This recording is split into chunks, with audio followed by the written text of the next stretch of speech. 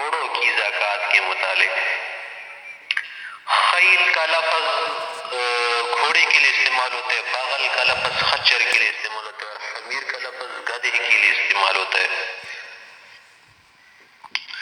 گدھ وغیرہ میں بھی زکوٰۃ نہیں جب تک تجارت کے لیے نہ ہو، اسی طرح سے خچر ان میں بھی زکوٰۃ نہیں ہوگی جب تک تجارت کے لیے نہ ہو۔ گھوڑے اگر تجارت کے لیے ہونا، تجارت کر رہا ہے ایک آدمی، تو اس پر بالاتفاق زکوٰۃ واجب ہو جاتی ہے عند الائمۃ الاربعہ۔ اسی طرح اگر گھوڑے صرف کام وغیرہ کے لیے ہو، اس پر لکڑی وغیرہ لادنا چاہتا ہو، بار کرنا چاہتے، اسی طرح سے سواری کے لیے ہونا، تو پھر بالاتفاق اس پر زکوٰۃ واجب نہیں ہوتی۔ انہیں دونوں صورتوں میں اتفاق ہے کہ جب تجارت کی زکوٰۃ واجب ہوگی، رکوب وغیرہ کے لیے، خدمات کے لیے نا، تو پھر اس پر زکوٰۃ واجب نہیں ہوتی۔ ہاں، بات اس میں ہے کہ اگر توالد و تناسل کے لیے ہو تو اس صورت میں زکوٰۃ واجب ہوگی یا نہیں۔ اگر کسی نے گھوڑے پال رکھے ہیں توالد و تناسل کے لیے کہ نسل بڑھا رہے اس کا، اور وہ بھی سائمہ کے باہر چر رہے ہو، تو پھر اس پر زکوٰۃ واجب ہوگی یا نہیں۔ تو اس میں علماء حضرات کے اختلاف ہم خود ہی یہاں پر بیان ہوگا۔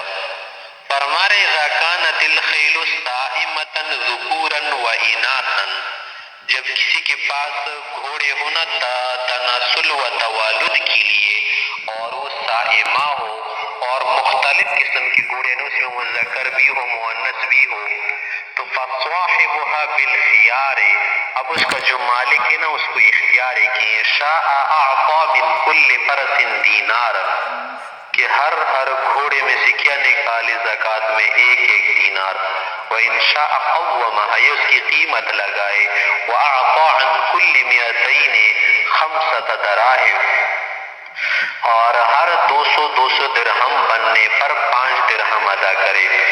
وَهَذَا عِنْدَ أَبِي حَنِيفَةَ رحمہ اللہ، امام ابو حنیفہ رحمۃ اللہ علیہ کا مذہب ہے، وہ قول زفر رحمہ اللہ، اور امام زفر رحمۃ اللہ علیہ کا بھی قول ہے۔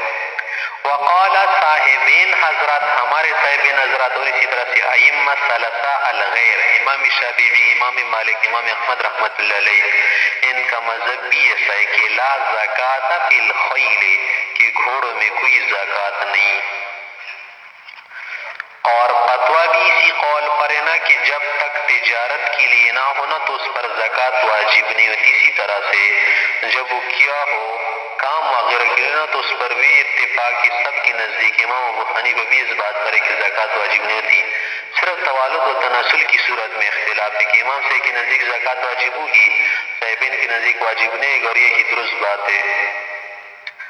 فرما رہے کہ لقول علیہ السلام، پیغمبر علیہ السلام کا فرمان ہے کہ لیس علی المسلم فی عبدہ ولا فی فرسہ صدقۃ، کہ کسی مسلمان پر اس کے غلام میں اور اس کے گھوڑے میں زکوٰۃ اور صدقہ فطر واجب نہیں ہوتا۔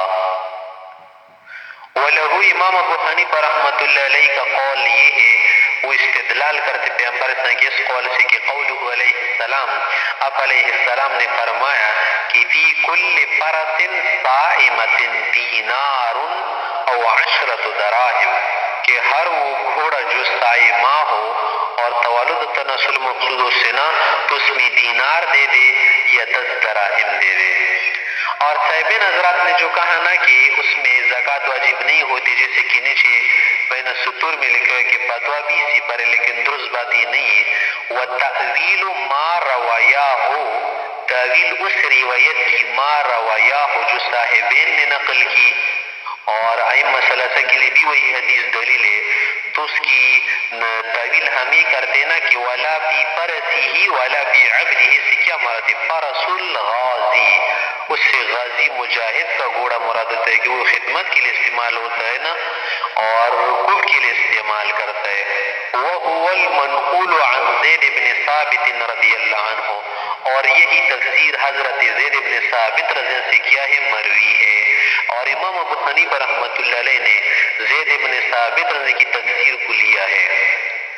اور پھر حدیث کے اندر جو کہا نا کہ اس کو اختیار ہے کہ 10 دینار دے، یہ اسی طرح سے کیا کر 10 دراہم دے 1 دینار دے تو ممکن ہے نا کہ ان کی ایک قیمت بن رہی تھی، اس لیے ایسا کہا. والتخییر بین الدینار والتقویم، اور یہ جو تخییر دی ہے نا کہ دینار عطا کرے ایک ایک گھوڑے میں، یا کیا کرے 10 دراہم اس کی قیمت لگائے، 10 دراہم شاید بن رہی ہو. تو یہ جو تخییر دیا ہے نا، یہ تخییر حضرت عمر سے بھی مروی ہے کہ والتخییر بین الدینار والتقویم ماثور عن عمر رضی اللہ عنہ، عمر سے بھی کیا ہے مروی ہے، اسی سے منقول ہے. پس اب بات سمجھ لی، بات یہ ہے نا کہ اس مسئلے میں حضرت امام ابو حنیفہ رحمۃ اللہ علیہ کا قول زیادہ مختار ہے کہ گھوڑے جب توالد و تناسل کے لیے ہو اور سائے ماں ہو تو اس پر زکوٰۃ واجب ہوگی، اور عمر رضی اللہ عنہ نے بھی خود اپنے زمانے میں اس کی زکوٰۃ واجب کر دی تھی. اگر آپ کہیں نا کہ پیغمبر علیہ السلام تو فرمائے کہ اس پر زکوٰۃ نہیں، پھر تو عمر رضی اللہ عنہ نعوذ باللہ علیہ السلام کی مخالفت کی تھی، کوئی مخالفت نہیں. اصل میں پیغمبر علیہ السلام سے اسی بات آئی ہے کہ زکوٰۃ ہوگی توالد و تناسل والے گھوڑوں میں، لیکن یہ حدیث یا روایت اکثر صحابہ حضرات کو معلوم نہیں تھی، کچھ لوگوں کو معلوم تھے اور ان میں سے ایک حضرت عمر سے بھی تھے. تو گویا کہ آپ نے حضرت پیغمبر علیہ السلام کے قول کو نافذ کیا اپنے زمانے میں. اور اسی طرح سے تمہیں معلوم ہے نا کہ مشہور حدیث پیغمبر علیہ السلام سے آئی ہے، اس میں ہے کہ گھوڑوں کی 3 قسمیں ہیں. ایک تو وہ ہے جو انسان کے لیے کیا بنے، وبال بنے، یہ وہ گھوڑے ہوتے جو انسان فخر و نمود اور ریا وغیرہ کے لیے کیا کرے، پالے. اور دوسرے گھوڑے وہ ہوتے جو انسان کے لیے ڈھال بنے، ستر بنے، حجاب بنے، آنکھ سے بھی وغیرہ. تو یہ وہ گھوڑے ہوتے جو خود بھی آدمی استعمال کرے اور دوسرے لوگوں کو بھی عاریۃ دے دے کہ اس پر سامان لاؤ یا حاجت کے لیے اس پر کیا کرو، سواری کرو. اور تیسرے گھوڑے وہ ہے جو انسان کے لیے اجر اور ثواب کا باعث بنے. تو دوسری قسم کے جو گھوڑے نا جس کے متعلق ستر کا لفظ حدیث میں ہے کہ یہ ڈال ہے، ستر ہے، حجاب ہے، تو اس کے اندر ایک لفظ بھی یہ آیا ہے نا کہ وہ صاحب خیل جو ہے نا، جو اس کا مالک ہوتا ہے، وہ اس کا حق نہ بھولے، نہ تو اس کی پیٹھ میں یعنی ظہر میں کہ خود بھی استعمال کرے، دوسروں کو بھی عاریۃ دے دے. والا فی رقابہا کے الفاظ بھی آئے کہ اس کی گردن میں بھی حق نہ بھولے. تو ظاہر سی بات ہے نا کہ رقاب سے کیا مراد ہے، زکوٰۃ ہی مراد ہے. کہ ٹھیک بات یہی ہے کہ گھوڑے جب توالد و تناسل کے لیے سائے ماں ہو تو اس پر زکوٰۃ واجب ہو جاتی ہے. اور یہ جو حضرات صاحبین نے روایت نقل کی اور ائمہ ثلاثہ کی بھی دلیل ہے کہ لیس علی المسلم فی عبدہ ولا فی فرسہ صدقہ.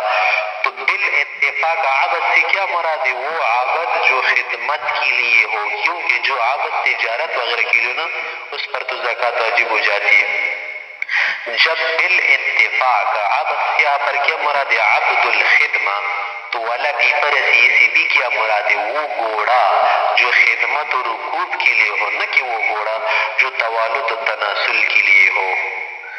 آگے فرما رہے وَلَيْسَ فِي ذُكُورِهَا مُنْفَرِدَةً زَكَاةٌ، کہ اگر گھوڑے کسی آدمی کے پاس صرف مذکر گھوڑے، اس میں مؤنث نہیں نا، پھر تو توالد و تناسل نہیں ہوتی، توالد نہیں ہوتی، تناسل نہیں ہوتا، اولاد کیسی ہوگی؟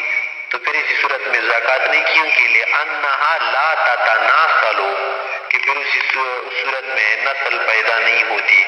وَكَذَا بِالْإِنَاثِ الْمُنْفَرِدَاتِ، اسی طرح سے اس صورت میں بھی زکوٰۃ واجب نہیں ہوگی کہ جب گھوڑے صرف مؤنث گھوڑے ہو، کسی کے پاس مذکر گھوڑا اس کے ساتھ نہ ہو. فی روایت نہیں، ایک روایت وعنہ، ایک روایت حضرت امام ابو حنیفہ سے یہ آئی ہے کہ اگر صرف اس کے پاس مؤنث گھوڑے ہیں نا اور اس کے پاس مذکر گھوڑا نہیں تو پھر اس صورت میں زکوٰۃ واجب ہوگی. وجہ یہ ہے نا کہ کسی اور سے تو گھوڑا استعارے کے طور پر لے سکتا ہے کہ وعنہ، دوسرا تو سے کہ الوجوب فیہا، کہ اس میں زکوٰۃ واجب ہوگی کیونکہ لأنہا تتناسل، پھر اس صورت میں اس کی نسل بن جاتی ہے نا بالفحل المستعار، اس کے لیے مذکر گھوڑا کسی سے استعاریتاً لے لے. بخلاف ذکورها، بخلاف اس صورت کے سارے کیا ہو مذکر ہو کہ مذکر گھوڑے کی تو نسل نہیں بنتی. وعنہ، دوسری روایت ہے کہ انہا تجب فی الذکور المنفردۃ ایضا، کہ اگر صرف مذکر گھوڑے ہونا تو پھر اس صورت میں بھی کیا ہے زکوٰۃ واجب ہوگی، اور اس کو قیاس کرتے دوسرے سائمہ پر. لیکن ٹھیک بات یہی ہے نا کہ اگر صرف مذکر گھوڑے ہونا تو پھر اس صورت میں زکوٰۃ واجب نہیں ہوگی. اگر صرف مؤنث گھوڑے تو پھر اس صورت میں زکوٰۃ واجب ہوگی. اسی طرح اگر سب مؤنث ہے اور اس کے ساتھ ایک مذکر گھوڑا ہے یا مختلف قسم کے مذکر و مؤنث دونوں ہیں تو پھر اس صورت میں زکوٰۃ واجب ہوگی. صرف اس صورت میں واجب نہیں ہوگی نا کہ صرف کیا ہو سب مذکر ہو. آگے فرما رہے ولا شیء فی البغال والحمیر کہ کچھ واجب نہیں ہوگا خچروں میں اور گدھوں میں. لقولہ علیہ السلام پیغمبر علیہ السلام نے فرمایا ہے قول آپ علیہ السلام کہ لم ینزل علی فیہما شیء کہ ان دونوں کے متعلق مجھ پر کوئی وحی نہیں ہے، یعنی کوئی چیز واجب نہیں ہوئی. والمقادیر اور جو زکوٰۃ کی مقادیر ہوتی نا تثبت سماعا یہ سمعی چیزیں ہیں. سماعا منے اس کا تعلق نقل سے ہے، سماع سے ہے، عقل و قیاس اس میں نہیں چلتی. الا ان یکون للتجارت اگر گدھے اور خچر تجارت کی نا تو پھر اسی صورت میں زکوٰۃ واجب ہوگی. لأن الزکاة حینئذ تتعلق بالمالیت کہ پھر اسی صورت میں زکوٰۃ جو ان کی مالیت سے متعلق ہوتی ہے کسائر اموال تجارت جیسے دوسرے بہت سارے اموال تجارت ہوتے ہیں.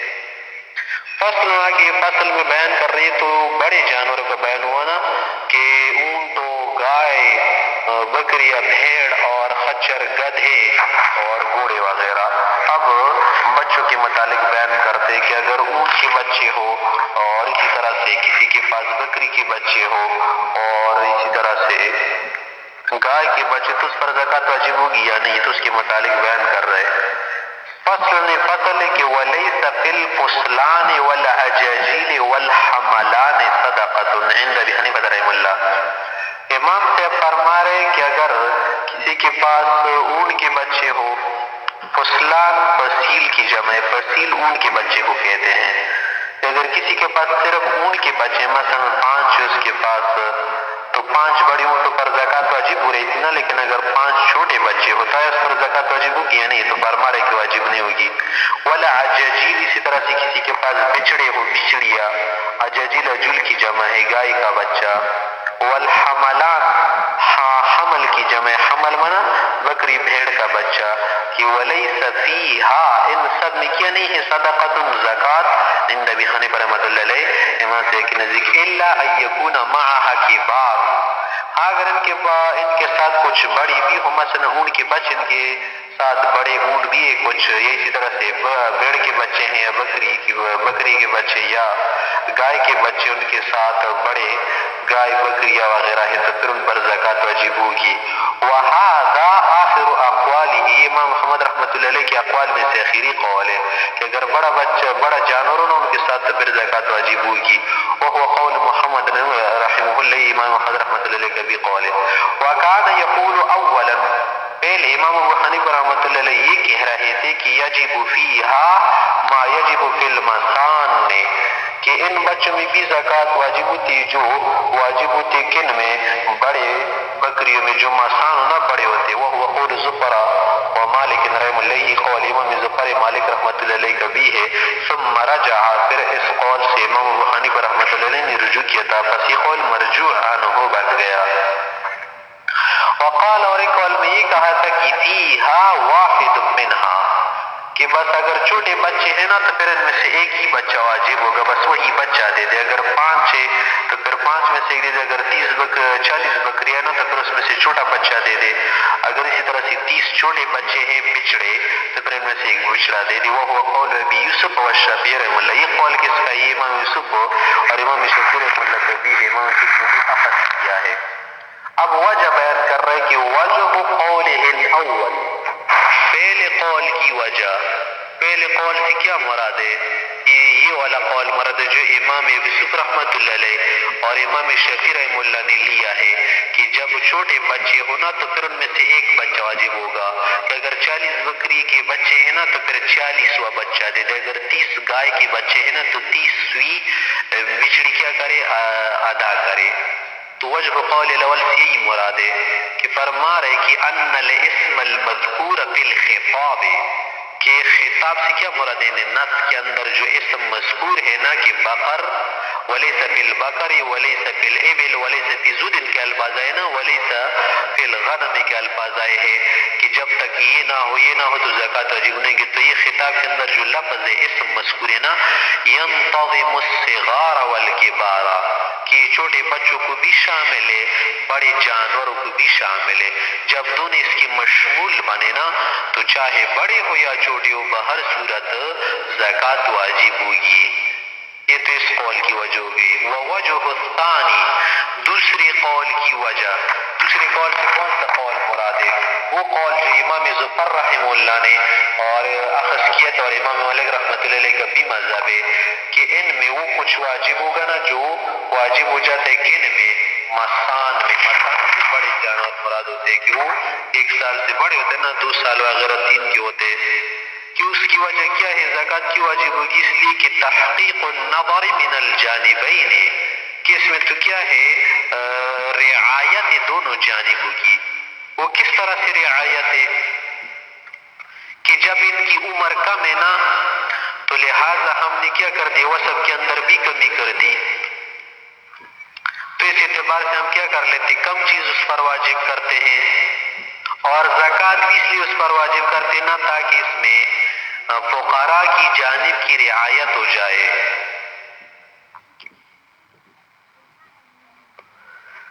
تو فرما رہے کہ وہ وجہ الثانی، دوسرے قول کی وجہ ہے نا جو امام ظفر امام مالک رحمہ اللہ نے خاص کیا کہ تحقیق النظر، یعنی اس میں تو رعایت کا کیا ہے اظہار، اس میں رعایت ہوگی. نظر کی کیا ہے تحقیق کی، اس کا اظہار ہے کہ من الجانبین، دونوں جانبوں سے، کہ صاحب مال پر ہم مسنہ واجب نہیں کرتے بلکہ چھوٹا جانور واجب ہوگا.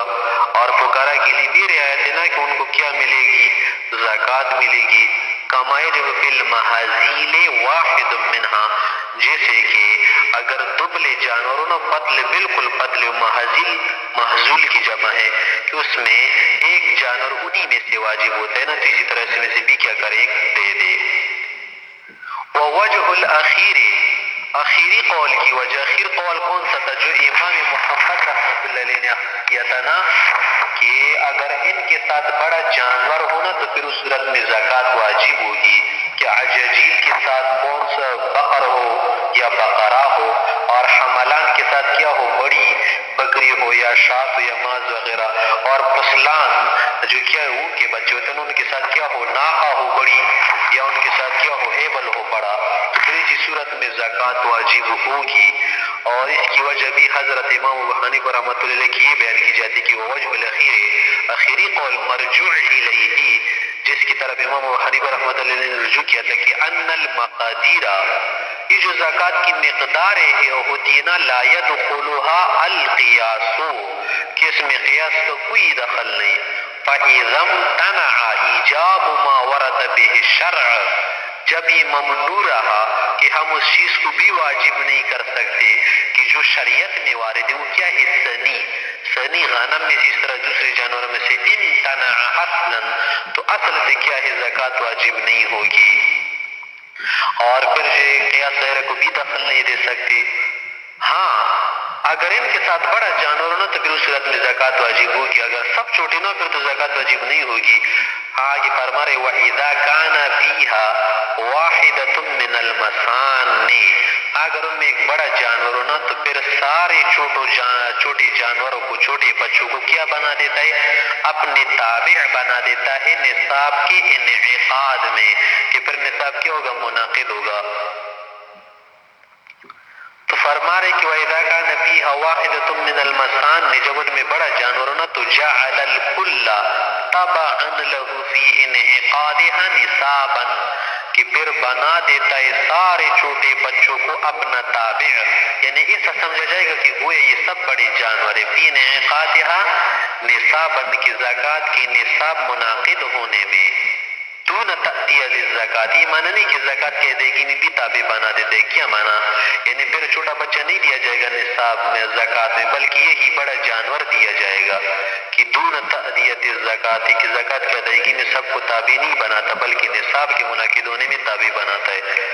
پھر آگے بات بیان کر رہے کہ ثم عند ابی یوسف رحمہ اللہ لا یجب فی مدون الاربعین من الحملان وفی مدون الثلاثین من العجاجیل، کہ اگر کسی کے پاس مثلا بھیڑ یا بکری کے بچے 40 سے کم ہیں اور اسی طرح سے بچڑے اور بچڑیاں ان کی تعداد 30 سے کم ہے نا، تو پھر اس صورت میں کچھ بھی واجب نہیں ہوگا.